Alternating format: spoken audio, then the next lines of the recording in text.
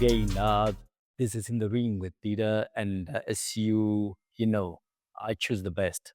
Uh, I'm with my co-host, Mr. Peter Liobeng, uh, the best boxing analyst in the country, and maybe in the world, Induna. Good day, Induna. Nduna, how was it, Nduna? I'm great, thanks, Induna.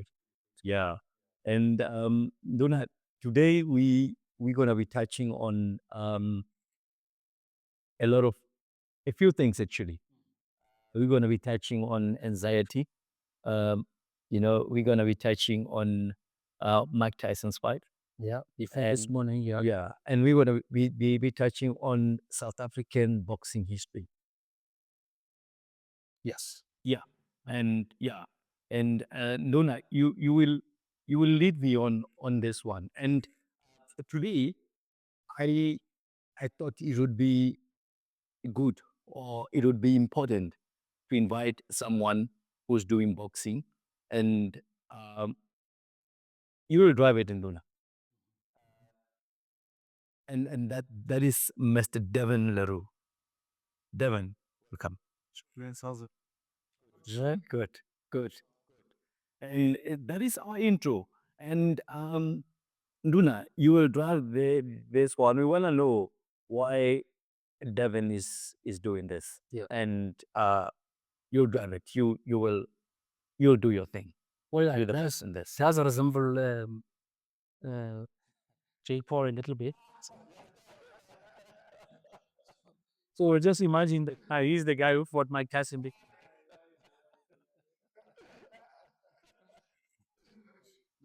That's it. That's it. Often. And please do not forget to subscribe, to like, and to share. This is the best stories of South African boxing that you can ever hear. Me and Mr. Peter. Luna, Mm. you know what? I must say this. I wasn't interested in seeing the fight. And You mean the Tyson fight? Mike Tyson fight. And the reason being, I love Mike Tyson so much, and I think he's old. And I know Jake Paul is very strong. Yeah. And I'll tell you also myself, I was not interested. Yeah. Really, I was not going to wake up and watch the fight, but I was pulled into it because I got calls, people calling me, uh, asking me my views about the fight, how I think the fight was going to go. Because you're the best analyst. So now, for me to be able to answer those questions after the fight, I need to see the fight. I need to see what happened. Yeah, but it happened exactly the way I said it was going to happen. And what's your take about Indo now on the fight? It was just a waste of time. It was a waste of time. And what is disappointing about the boxing right now is that now, money is taking over. We know that yes, money is important, but the money is taking over in boxing. This was supposed to be an exhibition fight. Yes. Right? That is why it was 2 minutes and 8 rounds. Professional boxing is not that. Yeah, boxing is 10 minutes and it has to be 10 rounds or 12 rounds and, whichever number of uh, uh, rounds you choose. Yes. But we chose 8 rounds, 2 minutes. And Which is fine if it's an exhibition, it ends there. But now they want to make it like a proper professional fight. how so? No, this is what they do because now it's registered even on box on boost. Yeah, it goes on box line. Because you remember before, what happens was with exhibition fights, if it goes the full distance, Yes. when it's declared a draw, if they're not even charging. As Luna, can I ask you a question? Because I don't understand. There was a good fight of Mike Tyson versus Roy Jones. Yeah. Why is it not registered? Because those That's what I was asking. But the answer that I understand is that now both of them were retired boxers, yes. right? So it just came in for an exhibition. In this case, Jake Paul is an active boxer. Again, if you think about it, how did he come about? He's a YouTuber. He does other things and, whatever he does. But he decided that, no, I'm going to take on professional boxing. So he's a professional boxer right now. Who? Jake Paul. And he's got a proper professional record. He's never fought as an amateur. He's never boxed before. He's never been and guess what? He's got 12 fights now, right? Professional fights. He's won 11 now with this morning's win. 11-1 and lost 1-1. Then the people that his opponents were basketball players, were the MMAs and whatever. He only had to only one fight with a proper boxer. That was Tommy Fury, the brother. Or he knocked him. No. He lost on points to Tommy Fury. Right? A real that is the only real boxer that he has a few stats and Fury's other brother. That's nice. So that was the only boxer that he fought. The rest are not boxers. But it is registered in. But you should have known. Look at AJ. I think Joshua when he fought Ngannou. No, Ngannou. Yeah. Right? That fight I mean, it went onto the record on AJ's record as a professional fight, and it's recorded there as a professional win. But Luna, are you disappointed about that, or because look at this and it started way back? You know, when it start with Mayweather, when Mayweather for McGregor, Conor McGregor, yeah. Right? Conor McGregor had never been a boxer. He comes in just to fight in, just won that fight, and then they say, okay, Mayweather has got now 50 fights, 50 fights, 50 years. The 50th fighter was fighting in memory. There's not even an amateur dude. And he's never been in the boxing ring before. Sure. But you know why? Because for those type of fights brought in money. Lots of money into boxing. So many people make money. And for as long as that fight brings in money, then anything goes. Sure. They say money can speak any language. Yeah. It is, and I think it's disappointing for boxing, and yeah, I don't know how do we change boxing though, because these guys, these two boxers, Mike Tyson and Jake Paul, got a lot of money. 40 million for Jake Paul. $40 million. That's a lot of money. It's a lot of money because even champions right now, heavyweight champions, now don't make that kind of money. Just hear that. Mike Tyson made $20 million. But how do we change the narrative, Ndona? How do we make boxing, get that money? You can't. Boxers get that money. You can't. Because this is a YouTuber. Yeah, you're fighting against a legend. Yeah, but why is successful? Because it's got followers. This is not how the world, how social media now has changed how sport goes. Sure. Right? Because here's the thing, and it comes back to exactly what we discussed some years back. Remember Casper Neuwirth came in and then he blocked who? Yeah. No. Yes, not something. Him, I think. Somebody. No, he knows that's fine. Okay, he knows that's fine. Yeah. And then the question then was now, is it good for boxing? All these guys come in. You said no. It was good. You said it's good for boxing. And I said, but how is it good for boxing?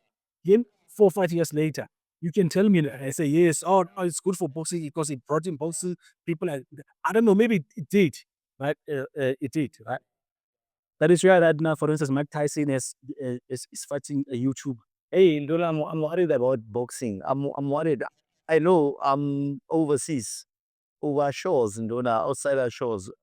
The boxing is doing good, but well, it is doing good. I mean, for a guy to go and get to fight 8 rounds, 8 minutes each for 40 million, make 40 million plus. So, I mean, no one can argue. Yes. and I think it's doing good. But we need it to happen here in Dona. And how do we do that? How do we do that? Because there's a sanctioning body. I don't know if the sanctioning body would allow that. Again, yet in South Africa, yes. Whereas Casper West fight, it was not sanctioned. It was sanctioned. So he does have a record book as well. I'm not sure about when you go that far, but it was sanctioned. There were charges. There were.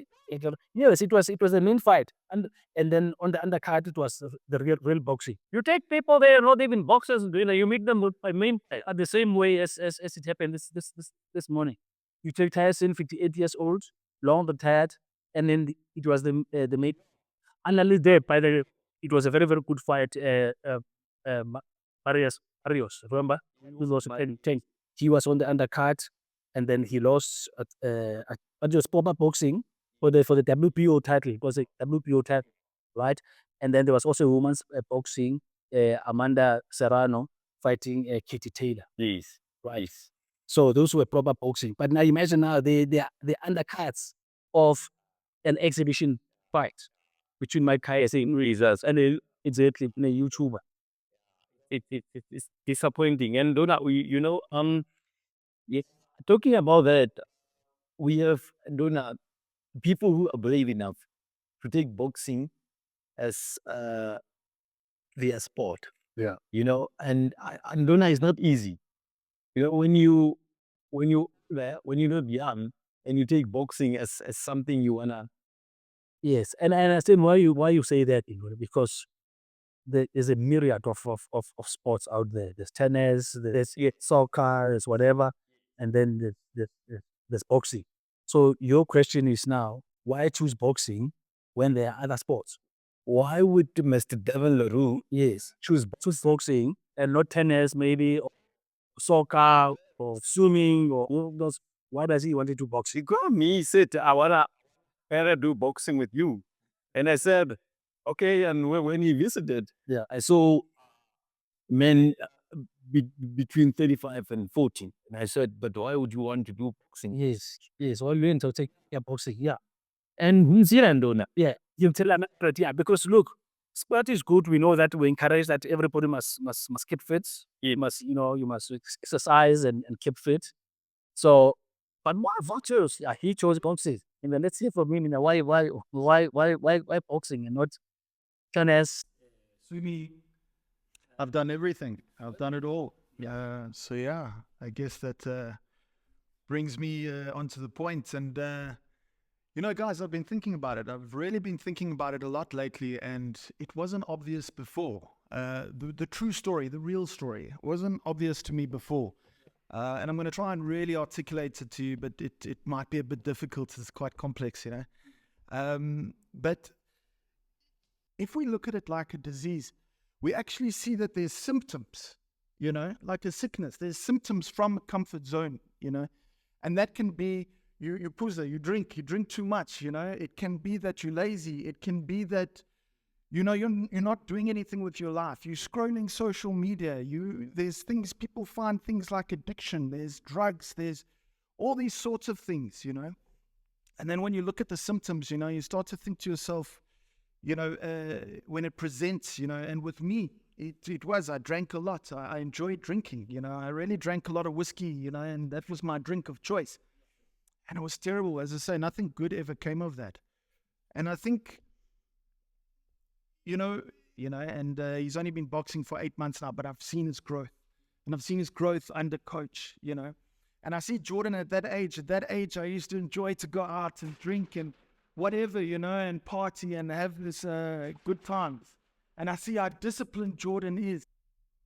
So my nephew, I saw how disciplined he is, I saw how hard he's training. He's training 2-3 times a day sometimes. It's changed his life.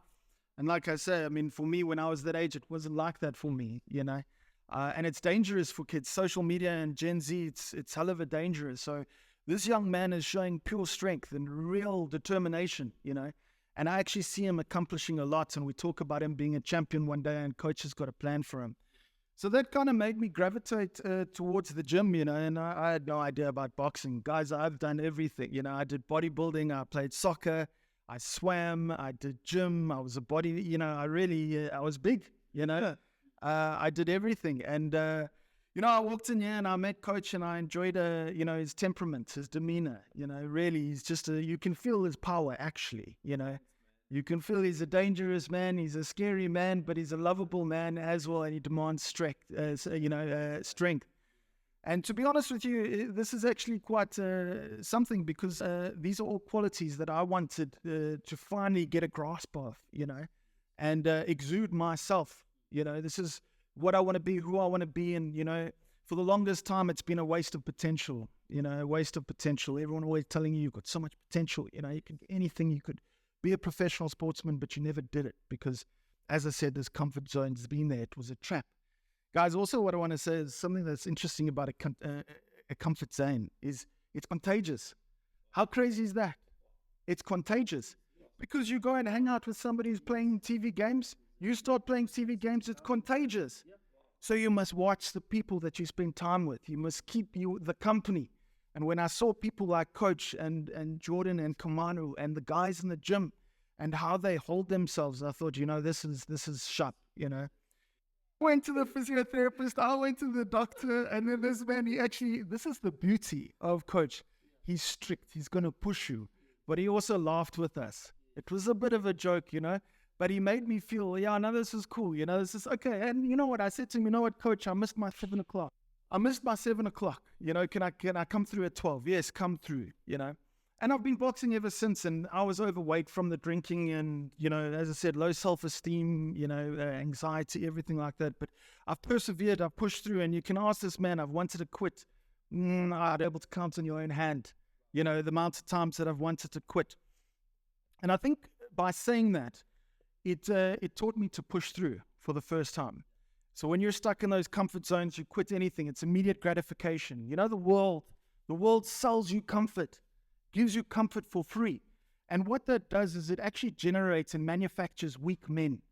And Coach did a podcast the other day, and he just put it up on his WhatsApp about being a strong man and what it means to be a strong man.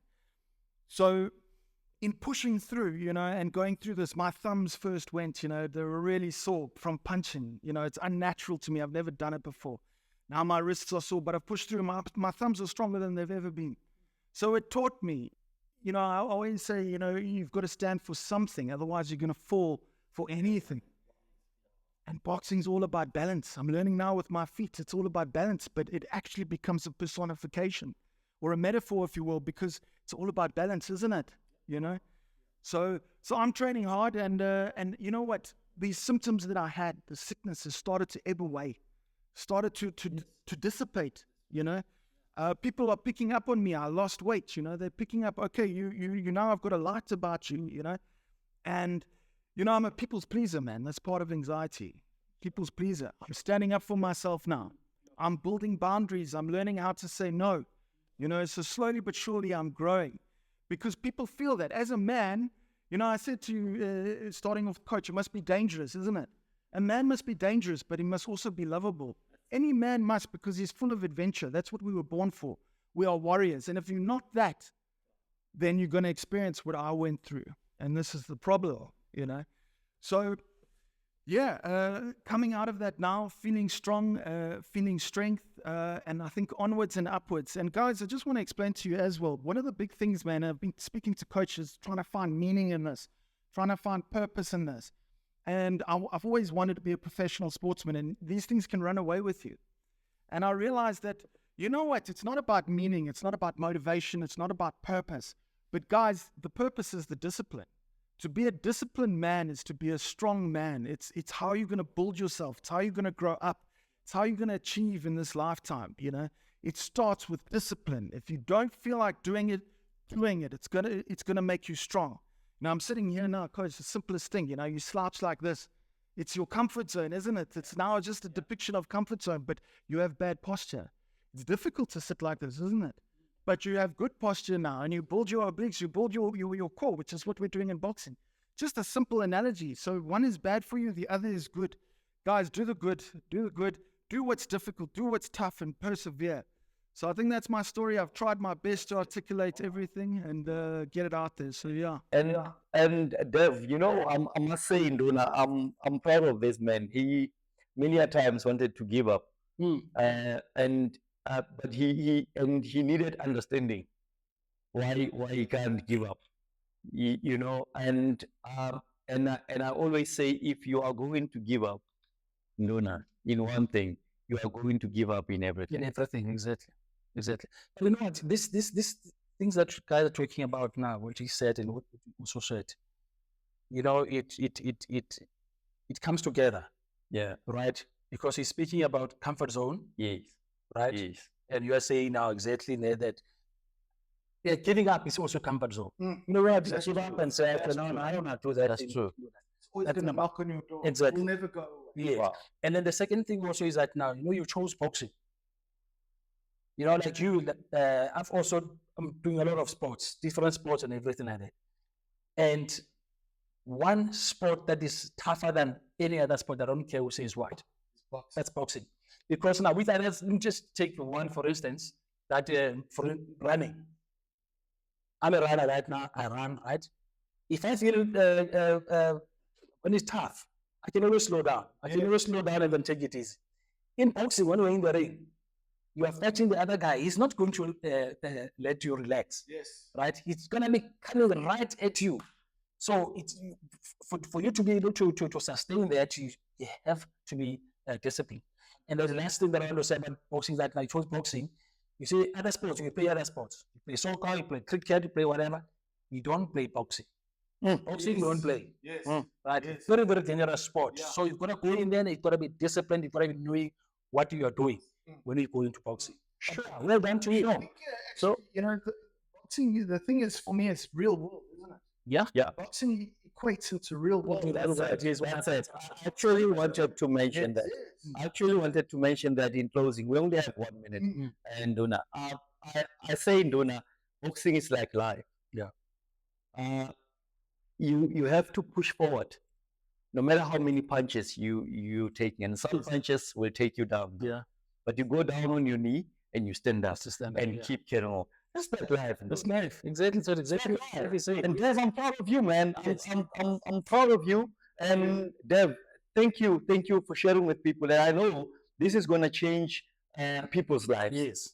Yeah. You know, because a lot of people are going through what you're going through. Yeah. What you used to go through. You are a new man now. I'm a new man. Yeah, you're a champion now, man. And thank you. We are honored. We are honored to have spoken to a man of your caliber, man, who's going to change lives. And that's what we are about. Yeah. That's what the show is about. That's right. And thank you again for watching. This is the first part of our show. Ciao, ciao.